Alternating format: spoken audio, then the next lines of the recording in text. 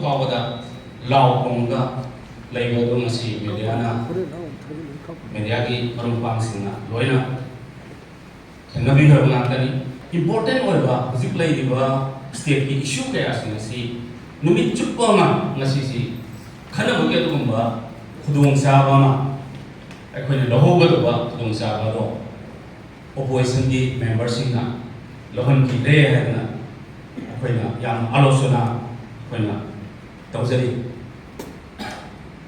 The Singamati Mayam Viram Nagani, Lok Savada, Congress leaders in Alaba, Manipur Kari PR from the Bono, Hagan Lava, but it's same behavior among Nasi House that Epito was say. I didn't have even in Hagana. I am Kasona, I Tandare. Nasi Adubu, Honorable Speaker na. Half an hour is zoned to our house. Amtang internal contaminate herga, resume to the herga, opposition in my kind of hiding basu, ruling in my kind of point, conjuring Bakayasu, a quay, Tamnadawi Kudum Sava, Amukalong Lavida, half an hour is zoned to our Masun, resume to Matan the soup. Honorable Speaker, na Hobola, Pamiro have opened. When Chair the Honorable Speaker na Lekala Pamatanda, member including the leader of the house, Pangada Masibai convention the laser of Boni, Masiso Pangava, Adana Tanzania City, Asimakudung Sa, Kayasing Asimahangre, Adu Mataka, Congress of Pamani, PR Thamba, Manipurta, Rahul Gandhi Masaka Supamba, Manipurta PR from the Northern.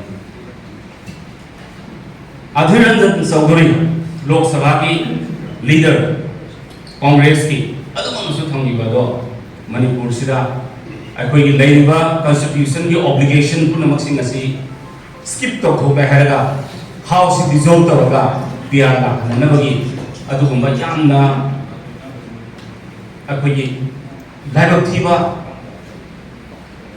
demand mani na ai mayanga sengkok charnabagi ski media sila isa rugi azabani.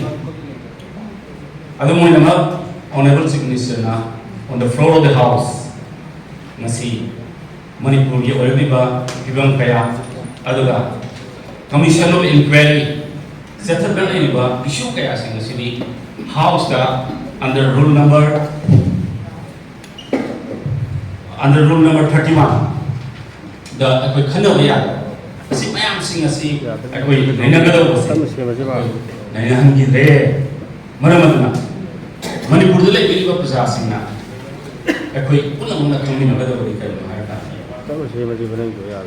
Manipur sida tangdulat ka handa ba amuk kaya na lang na bagi masak si opposition singa sinbani hana ay mayam na tamsa